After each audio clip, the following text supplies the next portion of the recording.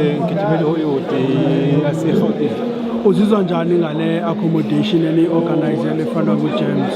Siphathe kahle kakhulu ngoba kwesinye isikhathi siyasokola uma indawo yokulala ngisuke endaweni ey'kude. Unesikhathi esingakanani uyigijima i-Comrades? My second one ngiqale last year. Oh, okay. Wenza njani last year?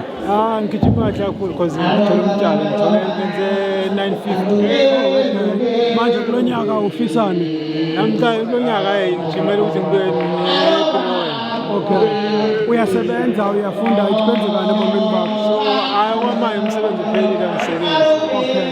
So le ndawo iyakunceda uba uqhubeleke nomdlalo wakho? Iyangisiza kakhulu ukuze ngikhone ukulala because angeke-afford indawo zokulala.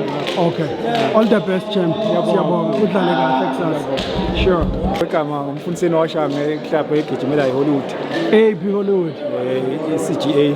Okay. Uzizwa njani ngale accommodation la?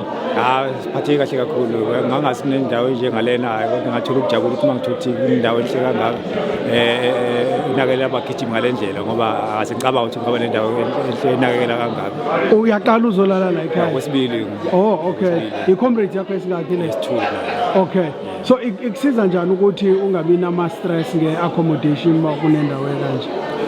Kusinika nje ithuba lokuphumula kahle ngoba indlela sisuke sifika sikhathele sisuke kude sisuke eGoli and then sithola sinendawo ekahle yokuphumula and then masivuka ngakusasa sivuka si-fresh.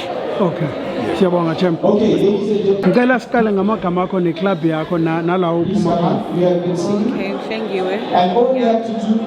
Hlengiwe kabantu? Kamnyanto. Okay. Uzizwa njani ngale accommodation eli-arrangelela? Ngijabulile kakhulu. Izokusiza njani kuma preparations e-race ngomso? Izangisiza. I-Comrades yakho esingakile? Okay. So kwi-preparations zakho uminus indawo ye-accommodation.